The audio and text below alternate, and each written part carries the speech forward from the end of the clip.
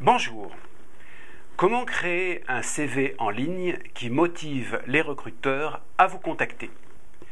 Vous êtes en recherche d'emploi ou bien vous êtes en poste et vous êtes en veille. Vous avez déposé votre CV sur des sites de recherche d'emploi, mais vous êtes déçu, vous aimeriez que plus de recruteurs vous contactent. Comment faire? Comment faire pour avoir un CV qui retienne l'attention? La réponse, rendre votre CV riche et interactif. Dans cette vidéo, je vais vous dire avec quel contenu enrichir votre CV et comment le faire sur un plan technique. Pour que le recruteur se dise « voilà un candidat qui est original, voilà un candidat qui donne de la matière, c'est quelqu'un que j'ai envie de rencontrer ». Alors l'idée de base, c'est d'inclure dans votre CV déposé en ligne des liens cliquables, on verra tout à l'heure techniquement comment faire, des liens cliquables qui vont diriger le recruteur vers du contenu. Alors, l'objectif n'est pas de balancer une avalanche de contenu sur le recruteur, l'objectif c'est de lui donner quelques flashs pour montrer l'étendue de vos compétences et pour retenir son attention. Alors, ce contenu, ça peut être par exemple un fichier PDF où l'on va détailler une étude de marché que l'on a fait, où l'on va détailler un cas d'école, où l'on va détailler une expérience particulière que l'on a eue, qui a une portée assez générale. Ce peut être également une présentation PowerPoint sur une évolution du marché. Ce peut être des comptes rendus de lecture d'ouvrages de management appliqués à votre secteur. Par exemple, comment manager une équipe dans un magasin d'habillement. Autre exemple, imaginons une personne qui souhaite travailler dans le domaine des cosmétiques et qui, à l'occasion de la sortie d'un produit, une crème par exemple destinée aux femmes âgées, réalisait dans 4 magasins une petite étude de terrain pour voir comment ce produit était présenté et quels étaient les produits concurrents. C'est le type d'étude qui retient l'attention et qui fait que le recruteur se dit « tiens, voilà un candidat qui prend des initiatives, c'est quelqu'un que j'ai envie de rencontrer ». Et notamment pour les jeunes diplômés qui ont beaucoup de mal à se différencier des concurrents qui ont le même diplôme qu'eux, ce type de petite pépite que l'on sème sur son chemin peut attirer l'attention sur vous. Quand vous créez un CV, vous avez parfois le choix, l'option de le présenter sous la forme d'un fichier PDF. Alors, il existe un programme gratuit, un logiciel gratuit qui s'intitule OpenOffice. Et avec ce programme gratuit, vous pouvez insérer des liens cliquables. Ça, c'est très important parce qu'aujourd'hui, les gens sont pressés.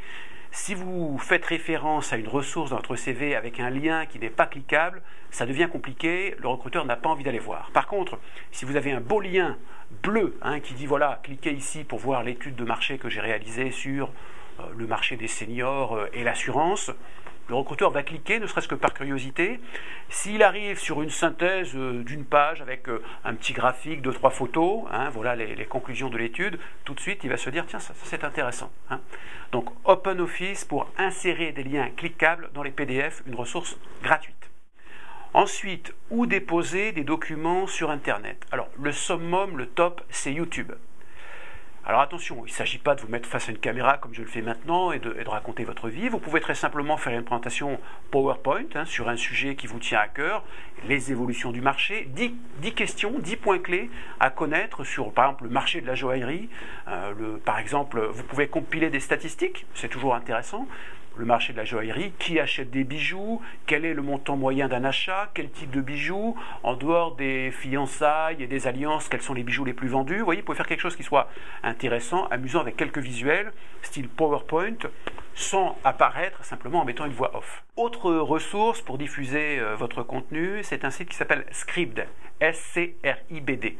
C'est un site où on peut laisser notamment des fichiers PDF, donc vous pouvez très bien avoir votre CV forme PDF avec un lien, et ce lien renvoie à une présentation synthétique sur un sujet ou sur un autre.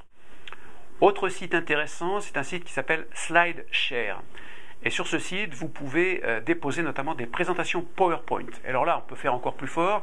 Sur ce site, on peut déposer des présentations PowerPoint que l'on peut lier avec des vidéos. Alors, pour résumer cette stratégie, vous avez un premier chemin. Le premier chemin, c'est un recruteur qui va sur un site pour l'emploi et qui tombe sur votre CV. Et sur votre CV, il y a des liens qui renvoient vers une vidéo sur YouTube, vers un PDF sur le site Scribd ou encore vers une présentation PowerPoint.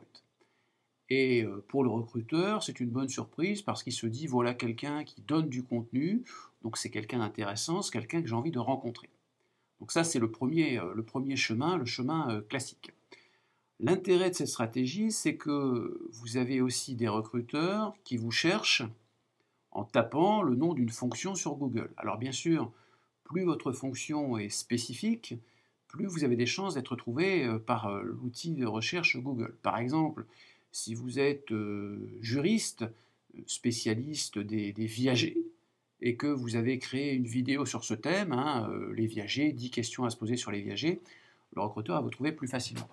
Donc dans ce cas-là, la stratégie consiste à poster des éléments sur YouTube, sur Scribd, sur SlideShare, et ces éléments, en fait, qui sont tagués avec des mots-clés, font que le recruteur va vous trouver. Donc, effectivement, plus vous avez un poste spécifique, plus il y a de chances pour qu'on vous trouve.